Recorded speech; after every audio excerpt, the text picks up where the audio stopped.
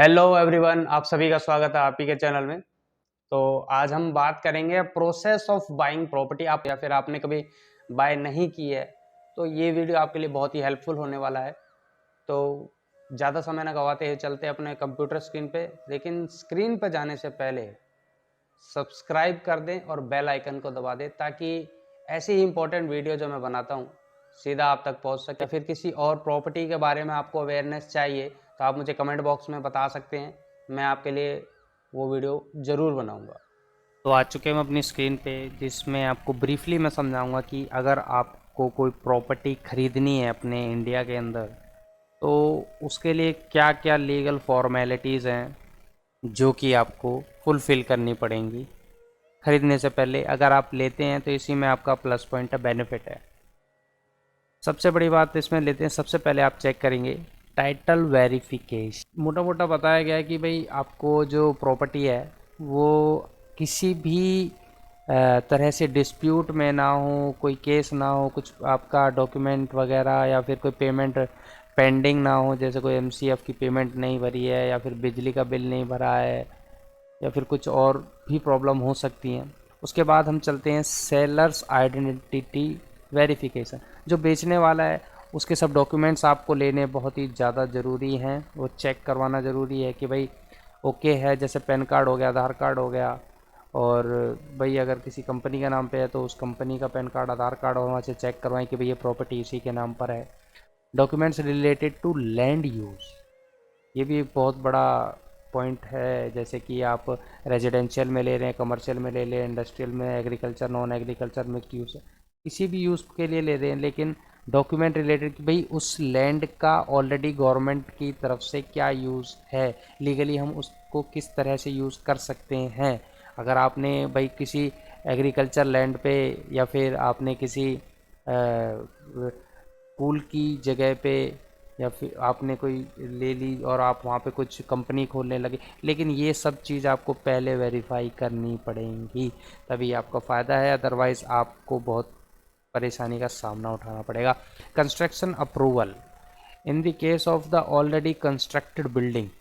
जब कोई building already बनी पड़ी है तो आप उसका बिल्डिंग प्लान देखें, उसका अप्रूवल आया भी हुआ है या नहीं है, उसके पास प्रॉपर सर्टिफिकेट हैं, फिटनेस के सर्टिफिकेट हैं, और मतलब जो रेगुलर अथॉरिटी बॉडीज़ होती हैं, जैसे कि प्रोवाइड बिजली जो दे रही है, पानी दे रही है, एनवायरनमेंट क्लीनिंग का है, फायर सेफ्टी वगैरह, ये सब फैसिलिटीज़ आपको इसमें सोसाइटी के अंदर मिलती है या नहीं है, या फिर कंस्ट्रक्टेड जो बिल्डिंग है उसके अंदर ये सब फैसिलिटी है या नहीं है। अगर नहीं है तो क्यों नहीं है, क्या रीज़न है, ये सब कुछ चेक करना मैंडेटरी है।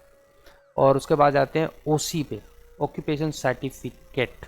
ओसी सर्टिफिकेट जो तो बहुत ही इंपॉर्टेंट चीज़ है। जैसे ये जिस प्रॉपर्टी का ओसी नहीं होता तो वहाँ ये माना जाता है कि भाई उस प्रॉपर्टी ने ज़रूर कुछ प्रॉब्लम क्रिएट की हुई है, या फिर उसमें कुछ ना कहीं कोई प्रॉब्लम है, तभी पे ओसी नहीं मिलता है। या तो वो अपनी गवर्नमेंट को फुलफ़िल नहीं करके देती है गवर्नमेंट की टर्म्स एंड कंडीशन, जब भी ज़्यादातर ये प्रॉपर्टीज़ को या फिर बिल्डर्स को ये ओसी नहीं मिलता। वैसे जो करके दे देते हैं उनके पास ओसी आ जाता है। और पेमेंट ऑफ टैक्स, ये बहुत ही ज़्यादा ज़रूरी पॉइंट है।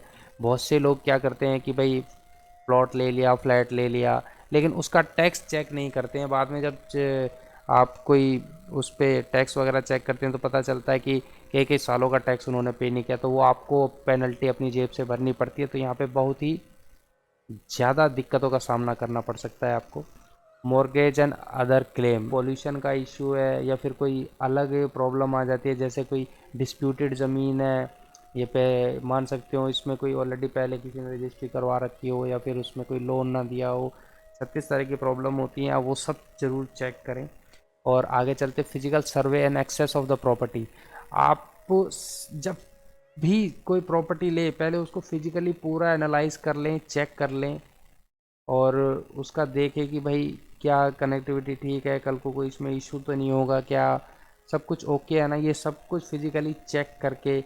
फिटिंग सर्टिफिकेट वगैरह भी मिलता है कुछ सोसाइटी, बहुत सी सोसाइटीज़ के अंदर, तो फिटनेस सर्टिफिकेट के साथ ही आप उसमें घुसें, क्योंकि अगर उसके पास फिटनेस सर्टिफिकेट नहीं है तो वो बिल्डिंग खतरनाक भी हो सकती है। नो ऑब्जेक्शन सर्टिफिकेट, ये बहुत ही ज़रूरी ऑब्जेक्ट है। ये सर्टिफिकेट जो होता है, ये जैसे कि पॉल्यूशन का हो गया, सीवरेज वगैरह, ये सब डिपार्टमेंट जो हैं, जो सेलर को ये ऑलरेडी उन्होंने सर्टिफिकेट उनको दिया हुआ है या नहीं दिया हुआ। अगर नहीं दिया हुआ तो क्यों नहीं दिया हुआ, हो सकता है उन्होंने कुछ टैक्स वगैरह या फिर उनके टर्म्स एंड कंडीशन फुलफिल ना किए हों, इसलिए वो नो ऑब्जेक्ट सर्टिफिकेट, किसी को कोई ऑब्जेक्शन तो नहीं है। रियल इस्टेट रेगुलेटरी अथॉरिटी, ये वो अथॉरिटी है जो बायर्स के हित के लिए काम करती है, क्योंकि बिल्डर्स अपनी मनमानी चलाते हैं, उनकी बिल्डर्स की मनमानी को ख़त्म कर देती है रेरा। बहुत ही बढ़िया अथॉरिटी है ये, और बिल्डर्स के ऊपर काफ़ी भारी फाइन लगाती है। पहले क्या होता था, बिल्डर्स कमिटमेंट करते थे 2 साल की और 10-10, 15-15 साल तक। आज की डेट में बहुत सी ऐसी सोसाइटीज़ हैं कि 15 साल पहले फ्लैट लिया था, आज तक उनको फ्लैट नहीं मिला, काम चल ही रहेगी। लेकिन रेरा एक ऐसी बॉडी है जो इन सब के ऊपर अपना डंडा घुमाती रहती है, अगर नहीं घुमाती तो उनका लाइसेंस रद्द कर देती है। ये बहुत ही पावरफुल अथॉरिटी है, और ये चेक करना बहुत ही ज़्यादा ज़रूरी है। बगैर रेरा के आज की डेट में अगर आप मान के चलें, प्रॉपर्टी की वैल्यू काफ़ी डाउन चली जाती है। तो आप सभी से अनुरोध है कि कोई भी प्रॉपर्टी लें तो सब कुछ चेक करके लें। तो आज तक के लिए इतना ही, और बने रहिएगा मेरे साथ, और मेरे चैनल को सब्सक्राइब और बेल आइकन को दबा दें ताकि ऐसी इंपॉर्टेंट वीडियो आप सभी के लिए मैं लेके आता रहूं। आपका दिन शुभ हो।